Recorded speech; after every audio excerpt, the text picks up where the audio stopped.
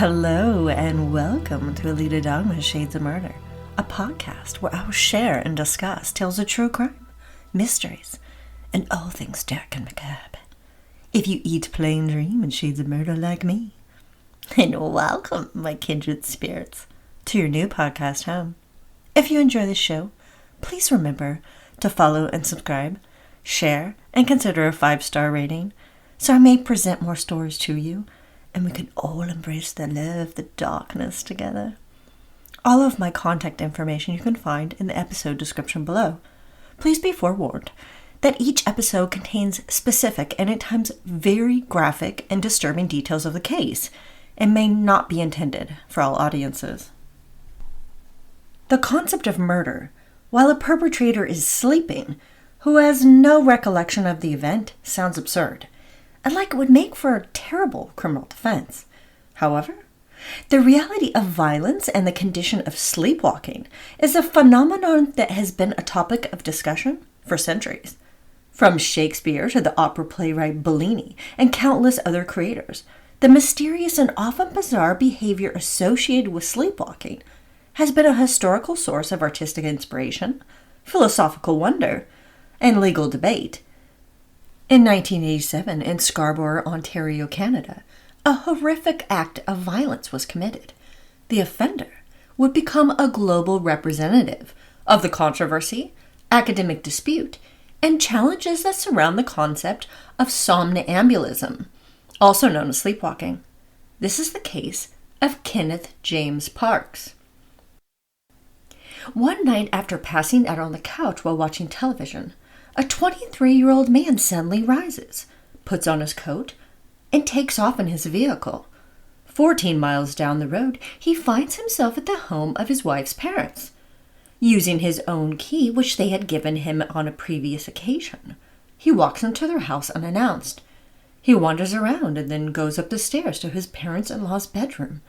His presence startles his father-in-law, who is asleep in bed. The young man is confused and feeling threatened, he attacks him. The older man attempts to fight him off, but he can't overcome the younger man's strength and size. He strangles him until he blacks out.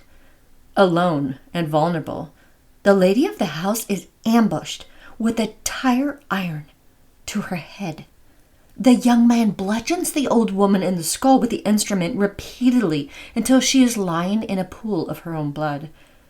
He leans over the older man, who is slowly gaining consciousness, and stabs him multiple times with a kitchen knife. He then plunges the knife deep into his mother-in-law 4 times until she is dead. The young man walks down the stairs and wanders from room to room, making what the teenagers who were in the house at the time would later refer to as his, and I quote, his animal noises. He then leaves the couple's house, drives back over to his side of town, awakens during some period while driving, and heads straight to the local police station. The police officers watch in shock and disbelief as this young man enters the precinct. He stands in front of them, clearly disoriented, flustered, and very upset. His hands are dripping in blood from his tendons having been severed in the struggle.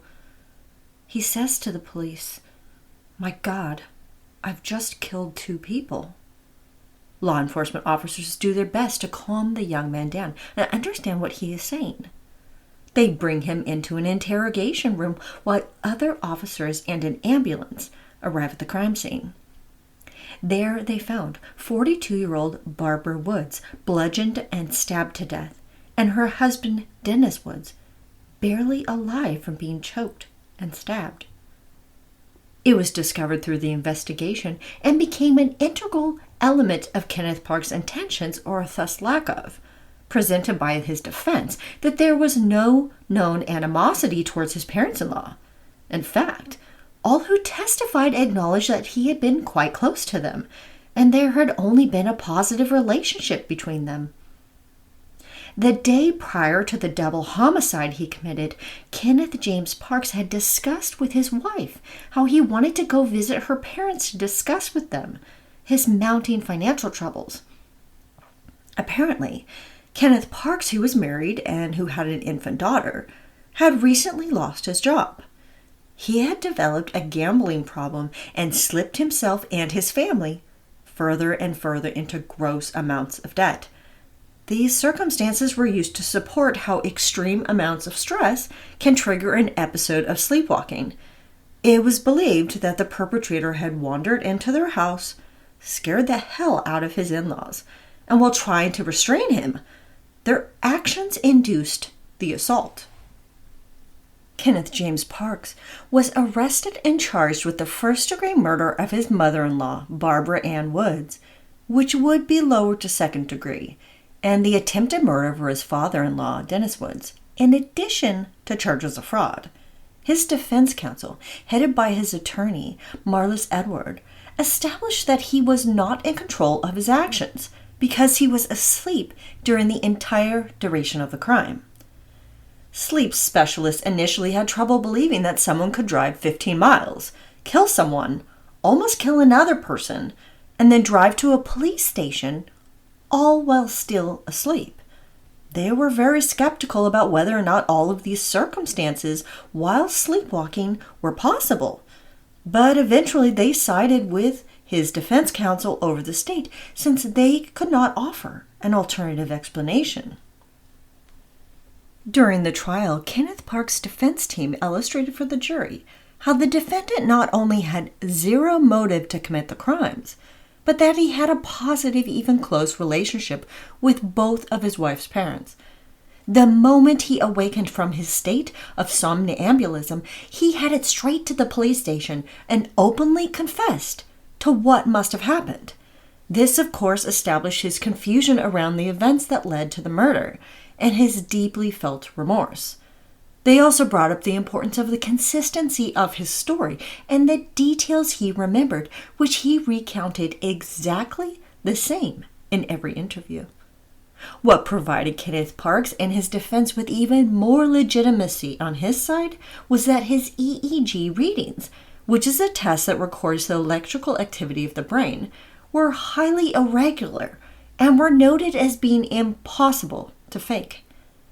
Kenneth Parks was also under an extremely high amount of duress as he was depressed, suffering from insomnia, and folding under the weight of stress due to the financial problems his gambling addiction had created. He also had an extensive history of parasomnias that were not limited to sleepwalking.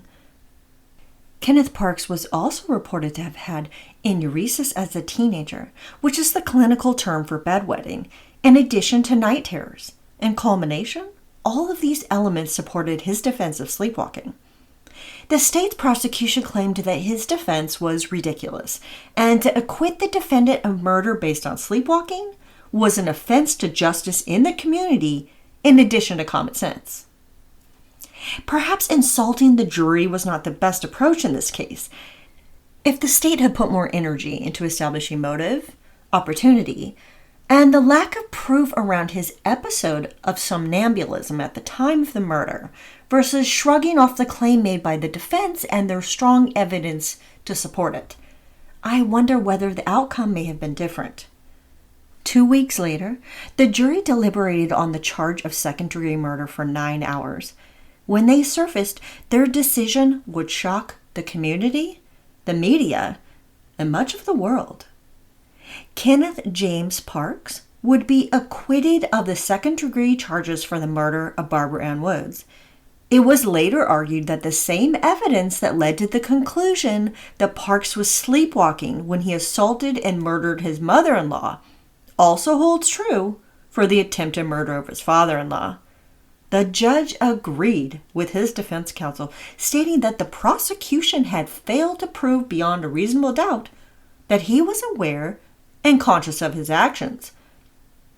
The attempted murder charge for his father-in-law would be completely dismissed. Needless to say, I am sure that having his wife, the victim's daughter, by his side during both trials lent solid support to this theory for both the jury and the judge. He was placed on medication for his somnambulism and reportedly never had another episode. The state attempted to appeal the verdict of not guilty under the claim that the judge had erred in when he made the ruling that somnambulism was not a disease of the mind. Their attempts would be unsuccessful, though, as his acquittal for murder would eventually be held up by Canada's Supreme Court.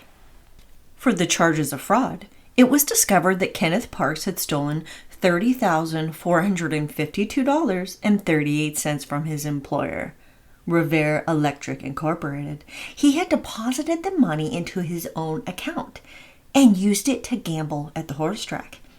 It was also revealed during his criminal trial for the murder of his mother-in-law that he had emptied out his family savings account and had borrowed money from some shady finance company to further support his gambling vice. Kenneth Parks admitted to these charges and was given a suspended 3-month sentence. He and his wife were forced to sell their home to give his former employer the restitution he was owed. Now, granted, being involved in financial fraud and gambling away someone else's money does not equate to being a murderer. However, history has provided us with countless examples of people involved with fraud whose crimes involve or eventually escalate into killing, whether it is to increase financial gain or to merely cover up their crimes. It is also well known that there is a strong connection between stress and what can trigger an episode of sleepwalking. But since severe stressors in life can also trigger an episode of rage, who is to say that was not at least a component of the act? This case catapulted its way into the headlines, not just for the brutal attack on his in-laws, but for the shocking acquittal of a confessed offender. Although it was not the first case to support the premise of automatism disorders, it was revolutionary in how it became a legal defense tactic in criminal cases, and how it defined premeditated murder. The higher courts declared that since a sleepwalker is not awake, and therefore unaware of their behavior, they cannot be held criminally liable for their actions, and thus should be found innocent of the crime and acquitted. This has become a relatively popular criminal defense plea in various violent offenses, including sexual assault, vehicular homicide, and murder, but it is rarely successful. Even though juries and judges tend to request strong evidence to support that the crimes were committed during an episode of somnambulism, sometimes defendants are acquitted and do not serve any penalty for their crimes. The term somnambulism is derived from the Latin terms somnus for sleep and ambulare, meaning to walk around. As defined by the American Psychiatric Association, sleepwalking is an official disorder and is associated with very specific criteria. For a person to be diagnosed with this condition, they must exhibit complex motor behavior, which is triggered when they are aroused from slow-wave sleep. This culminates in the individual walking around with poor judgment skills and altered consciousness, decreased reaction to stimuli, the inability to communicate well, and in general distress and detachment from the incident. In other words, sleepwalkers are capable of engaging in a whole world of activities while in this state. The vast majority have no recollection of what they did while being affected by an episode of somnambulism. People throughout history have been reported to have sleepwalked, such as the philosopher Aristotle and the 3rd century philosopher Diogenes Laertius, who read, wrote, and edited his works while asleep. During the medieval ages, sleepwalking was intimately connected with religious beliefs and was viewed as being linked to either being touched by the divine or the demonic. It was believed by many at this time that the inflicted were possessed, and its correlation with the supernatural world would pass well into the 19th century in the West. Lady Macbeth, as portrayed in Shakespeare's Macbeth, is one of the most famous depictions of a sleepwalker. In the play, her sleepwalking is directly associated with her internal demons, which cause her great pain and torment over what she has done. As Shakespeare in only his way expressed it, and I quote, "Unnatural deeds do breed unnatural troubles." During this time, some members who belonged to the College of Physicians, which is the oldest medical college in England, founded in 1518, attributed sleepwalking to some kind of severe spiritual disturbance, whereas others believe there was a connection between it and depression or some other mental illness. People have been recorded as doing everything imaginable while in the state, without any consciousness or memory of the event. People have driven cars or ridden horses, had sexual relations with strangers, made complicated meals. You name it, people have done it while in this bizarre state of sleep. Australian artist Lee Hadwin is a world-renowned painter who only creates art while he is sleepwalking. One's eyes can be fully opened or closed when an event takes effect, which can make it even more challenging for some to believe it is actually happening. There was also a strong tie with one's unconscious true desires being played out while asleep. Sigmund Freud believed that sleepwalking was linked to the pursuit of unfulfilled, in particular, unconscious desires. For those who engage in sex with strangers while asleep, which is an officially diagnosed type of sleep disorder listed by the DSM-5. This could explain why these specific individuals seek out sexual liaisons in an unconscious need to fulfill some part of their sexuality, which goes unfulfilled in the waking hours. It can be dangerous for the person sleepwalking as they could easily harm themselves, but sometimes they cause harm to others too. It is as if this individual is in a state of trance. This trance-like state has even led to acts of violence and sometimes even murder. The act of committing murder while in a state induced by somnambulism is wrought with controversy and legal and moral issues over the parameters of consciousness, mental capabilities, and what one should be held liable for. This issue goes back in the law since as early as the Council of Vienne in 1313 declared that as if a child, someone lacking mental capacity, or someone sleeping causes harm, even to the extent of causing someone's death, they should not be deemed guilty of the criminal act.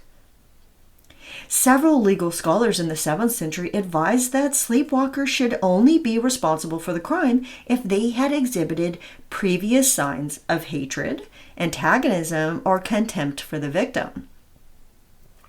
In more recent centuries, the concept of automatism has come into play during criminal trials, and since sleepwalkers are not aware since they are not awake, it is not justifiable to hold them criminally liable for their behavior. During the 1600s, the Dutch legal scholar Matthias suggested that someone who harms another while sleepwalking should only be faced with criminal penalties if that person held antagonism for their victim when not asleep. In other words, if the individual who caused violence towards another while they were in a somnambulistic episode was known for having ill will or antagonism toward the victim in the waking world, then they could be held criminally liable for their behavior while sleepwalking. This theory was further supported by Mackenzie, a legal scholar from Scotland, who used the metaphor of an infant to illustrate the innocence and lack of criminal culpability the sleepwalker has, except for circumstances where the victim was known to have been hated by them or whom they held contempt for while unconscious. The only other exceptions, of course, are straight-up frauds. There have been 70 documented cases in which murders were perpetrated by someone sleepwalking, and an unknown number of cases involving violent but non-homicidal actions. A review of 50 reports by a well-known forensic psychiatrist named Bacallo found that there were shared factors within the crimes. More than 90% of the killers or attackers were men, and the offenders were between 27 to 48 years of age at the time of the offense. Interesting how this demographic mirrors pretty much all other data in violent crime. They also all share the common characteristic of childhood sleepwalking or history of sleepwalking in their family. They suffered from night bedwetting and nightmares and were noted to be easily agitated upon being awoken from sleep. The earliest known criminal trial for murder by a sleepwalker took place in 1686. Colonel Cheney Culpepper, was accused of killing a guardsman and his horse one night. The jury initially believed him to be guilty of manslaughter. However, upwards of 50 individuals testified for the defense regarding the colonel's notorious sleepwalking patterns and described the unbelievable things they had witnessed him do while asleep. The jury found him to be guilty of the murders, but that he was distempered at the time of the act. A few days later, the Crown would give him a full pardon for his crimes. The first case of sleepwalking being used as a defense for murder that was successful in a court of law was for the defendant Albert Terrell in the late 1840s. Albert Terrell came from wealth and was known for his shameless and crazy tirades. In 1854, he abandoned his wife and 2 children in Weymouth, Massachusetts, to live near a prostitute in Boston, whom he had fallen for. However, she was still servicing other men, and one night, Albert Terrell entered the premises of the brothel where she worked. He attacked her, cutting her throat with a knife, and set the place on fire. Albert Terrell was now on the run, and law enforcement would eventually catch up with him in New Orleans. His family was wealthy and well-connected, which obviously is always of great benefit in matters of law. With a prestigious lawyer hired by his parents, his defense centered around 2 main arguments. The first was that not only were there no eyewitnesses to the crimes committed, but Albert loved her and had no reason to kill her. The second argument was that he was a reported sleepwalker who may have murdered her and burned down the brothel in a trance-like, even nightmarish state. Albert Terrell's attorneys even utilized popular depictions in books of sleepwalkers who committed violent crimes as evidence of such a possibility. Although many people did not feel justice was met, Albert Terrell successfully beat all charges against him. He was acquitted of the brutal murder of his girlfriend and of arson and the burning of the brothel. He was such an arrogant narcissist that he even demanded that his lawyer give him back half of the fees he was provided, since it was painfully clear that he had been innocent. There are many other cases of sleepwalking murders I could share and discuss. Depending on the circumstances of the case, I may delve into particular ones in the future, especially since some offenders have been acquitted of the charges and others have been sentenced to life imprisonment. What are the causes or triggers of somnambulism? Sleepwalking is considered a relatively common phase of childhood, and in most circumstances, kids tend to stop by their preteens. It can also be triggered by certain medications, albeit rare, as well as migraines, hypothyroidism, head injuries, traveling or sleeping in unfamiliar environments, and some women have experienced it during the premenstrual phase of their cycle. In more recent decades, the factors of stress, sleep deprivation, anxiety, depression, and those who have suicidal ideation have strong associations with sleepwalking. It has also been reported that those suffering from a fever or who are abnormally exhausted have an increased likelihood of sleepwalking. The realization that certain medications that induce sleep, such as Ambien or Lunesta, may trigger somnambulism has led to more complications in the definition of sleepwalking, and thus the use of its defense in criminal courts. It was revealed in the first large-scale survey conducted on adults in the United States that there are far more people afflicted with this disorder, or who have at least experienced it once in their lifetime than previously believed. It was discovered that there are more than 8.4 million adults who had a sleepwalking episode within the last year, and almost 30% of adults have had an experience in their lifetime. What was once believed to have been an extremely rare event is in fact a relatively common occurrence. Research shows that the phenomenon of sleepwalking appears to be chronic and hereditary. One study that sampled almost 20,000 sleepwalkers across 15 states found that as high as 80% had been sleepwalking for longer than 5 years, and that 30% of those sampled had a history of sleepwalking. It is estimated that around 2.5% of adults experience regular episodes of somnambulism, and more than 15% of children or adolescents do.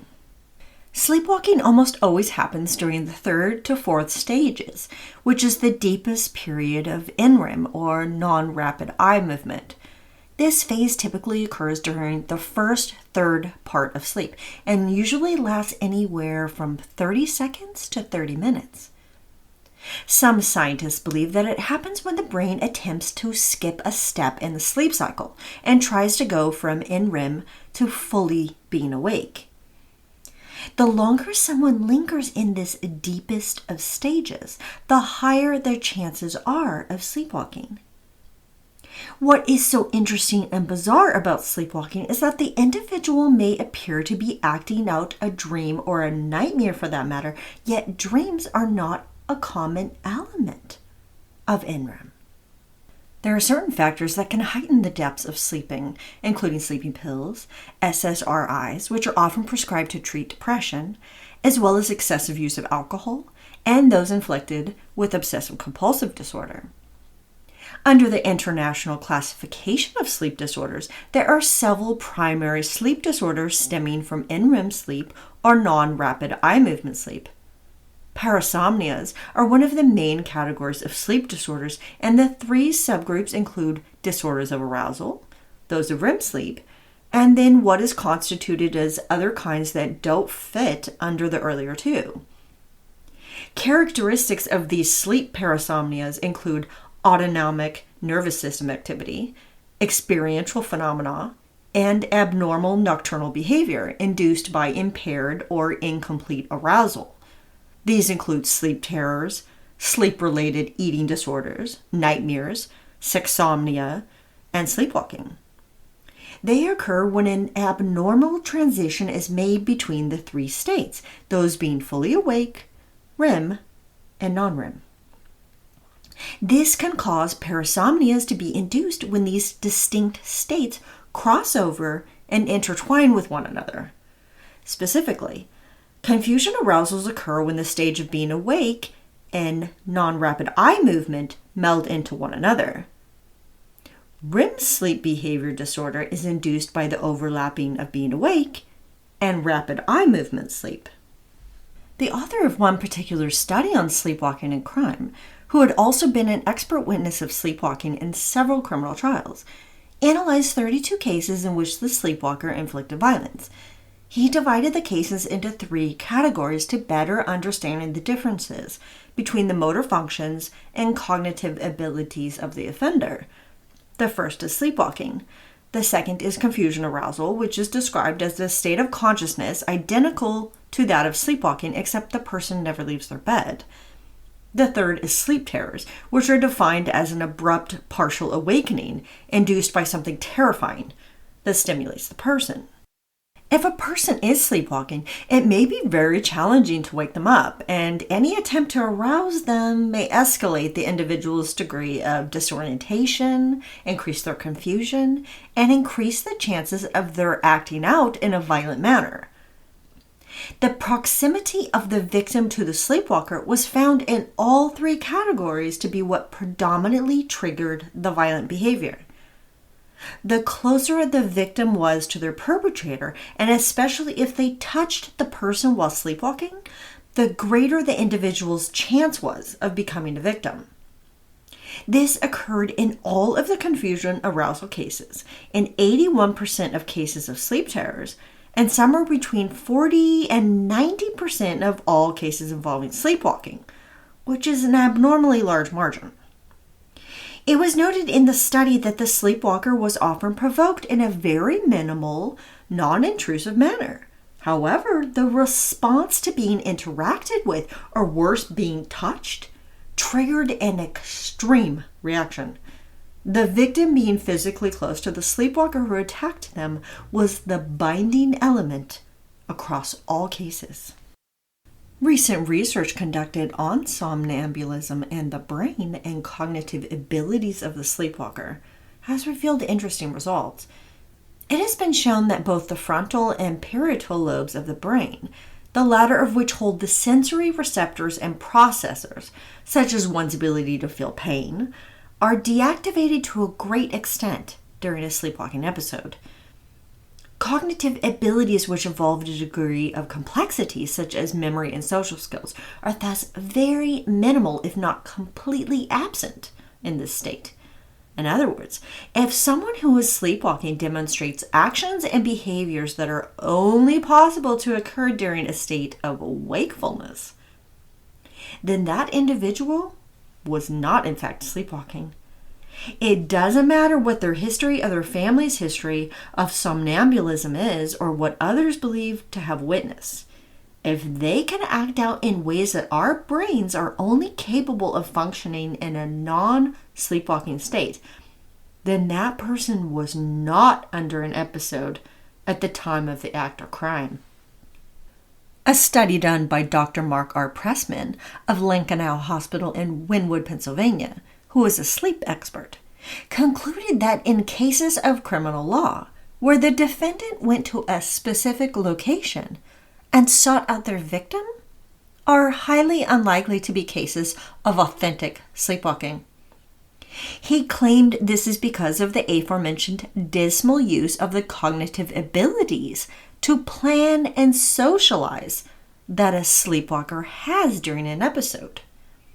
I think it could be argued that in the case of Kenneth James Parks, who went out of his way to go to a destination and attack specific individuals in his life, the circumstances around his crime fit this definition. I find it really incredible that someone can get away with murder under the defense that they were sleepwalking, unless there are witnesses to support this theory. I do believe that people can do strange, outlandish, dangerous, and complicated tasks while in a state of somnambulism, but killing someone in that state and not having any recollection of the crime is difficult to digest. I am not suggesting that it is impossible, but when there are no witnesses to support being in this condition at the time of the crime, it is hard to simply accept that the offender was not conscious of their actions. Also, is it not possible that the symptoms they exhibit are a sign of something else entirely, such as an underlying mental health condition or possibly a combination of things? In Kenneth James Park's case, it was reported by the police officers that he was obviously confused, disoriented, and oblivious to the pain his hands were in. However, who is to say how someone is expected to behave and appear to others after killing two people? Why couldn't his state be hypothetically explained by extreme adrenaline, shock, and even horror at his own actions? We all know that adrenaline covers up pain temporarily, and people have endured and at times been completely unaware of the unbearable amounts of pain they're in under extreme circumstances. He may have slipped into an almost trance-like state while committing the murders, and his extremely disoriented behavior was indicative of his realization of what he had done instead of somnambulism. It is not as if there has been research conducted on what happens to someone's body and mind during and after brutally killing someone. Why did the prosecution not attempt to paint more of an ominous picture of the perpetrator and the crimes he committed that night? Kenneth James Parks was an unemployed gambler, and pretty much the opposite of the kind of man I would expect his in-laws had hoped their daughter would have been married to.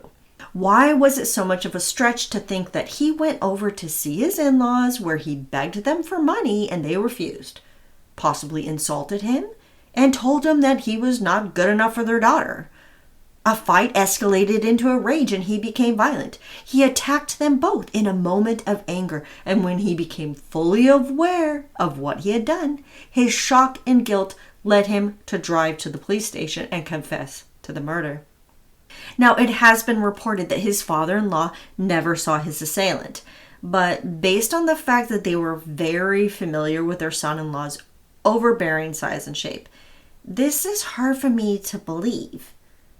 as to why he may have covered up, knowing that Kenneth James Parks was there and attacked them? Only Mr. Woods would know, but it would not be that surprising if his daughter had asked him to lie for her husband, since she was convinced he had been sleepwalking at the time of the assault. I am not saying that is what happened, but under all of these bizarre and suspicious circumstances, I think the prosecution had a stronger case than they built and presented to the jury. What are your thoughts on sleepwalking and murder? Do you think it's possible that this strange sleep phenomenon, which is yet to be fully understood by science, could induce homicidal actions without any awareness of the perpetrator? Can someone have no recollection of such a violent event while sleepwalking and have no control over their behavior? Thank you so much for listening to this story. I hope you enjoyed the case of Kenneth James Parks and learned a little more about sleepwalking. Until next time, stay safe and watch out for shades of murder in the streets next door, and especially inside your own home. Alina Dongma's Shades of Murder is created, written, researched, and edited by Alina Dongma. Music courtesy of Pixabay by Ashot Danielian.